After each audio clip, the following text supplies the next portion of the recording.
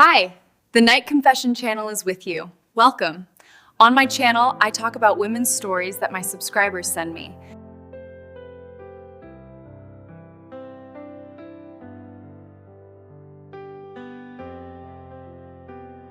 Part 1. Premonition. I always thought of myself as an attentive person.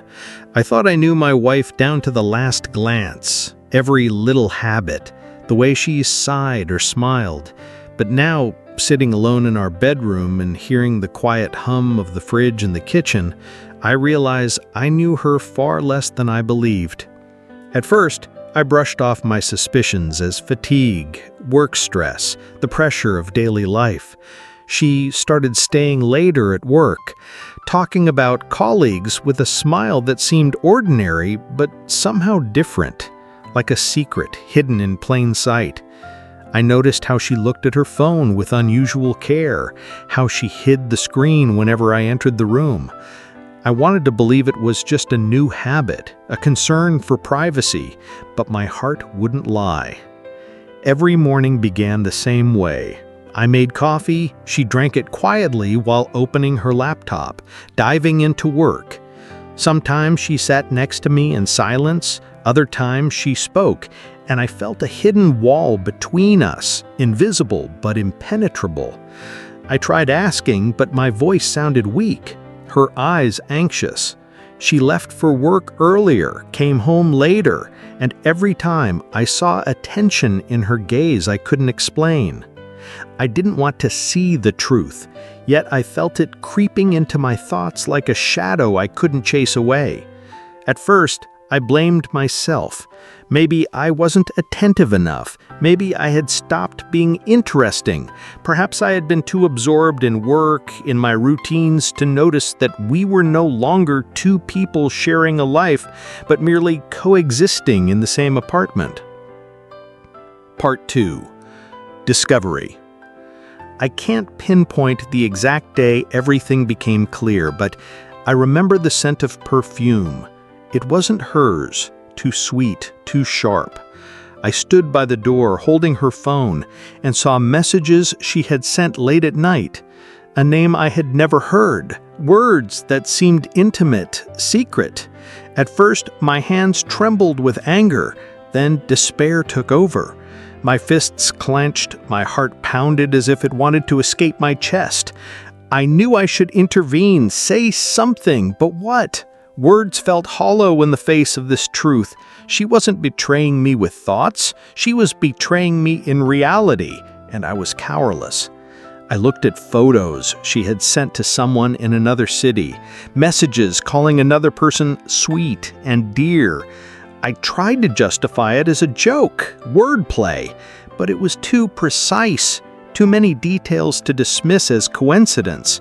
When she came home, I was sitting in the living room, holding her phone that suddenly felt like a stone in my hands.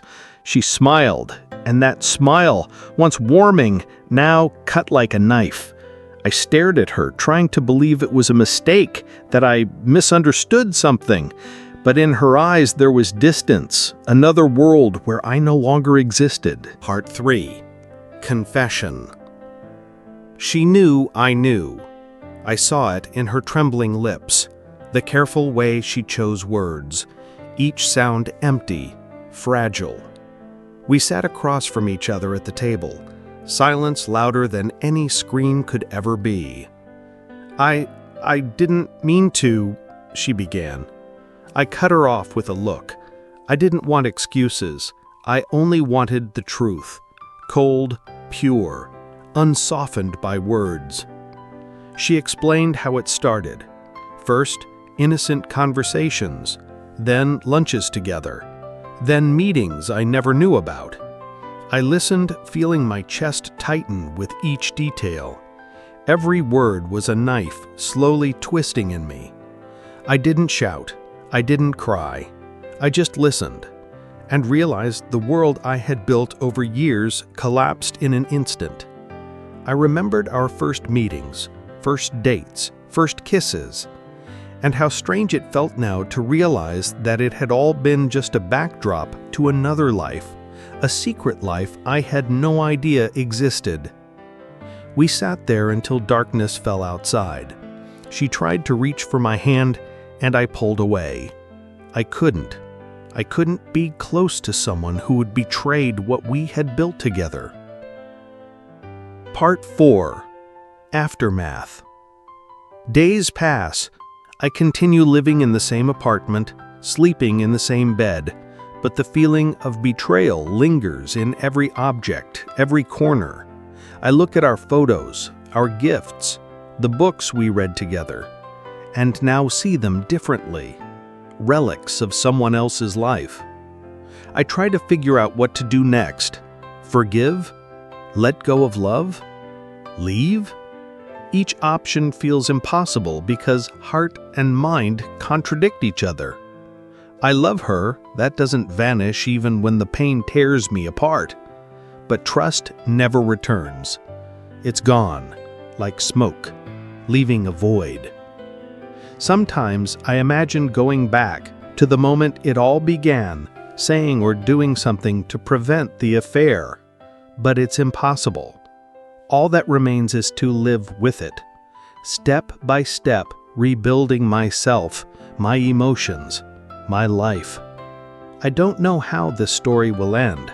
Perhaps we will part, perhaps we will stay together, but we will never be the same. One thing I know, betrayal leaves a scar that never fully heals, but teaches you to see the world differently. And I must learn to live with that scar, even if it means living with pain every day. Epilogue. Months have passed. I still live in the same apartment, but now the silence here doesn't suffocate me. It's become familiar. Sometimes I see her face in the reflection of a window, and my heart tightens, remembering the pain. We try to maintain a dialogue, but an invisible wall now separates us. I've started spending more time on myself, work, friends, personal interests. Sometimes I realize that this betrayal taught me to value myself, my feelings, my freedom. I've learned to let go, even when I don't want to. Sometimes I catch myself thinking that anger and resentment are gradually leaving, giving way to understanding. You can't control others' choices, only your own life. The pain will remain, but it no longer destroys. It reminds me that I can survive betrayal, that I can continue living even when the world around me has changed forever. And perhaps someday I will trust and love again, differently, cautiously, but with hope. Thanks for your viewing. The best gift from you will be a like and a subscription.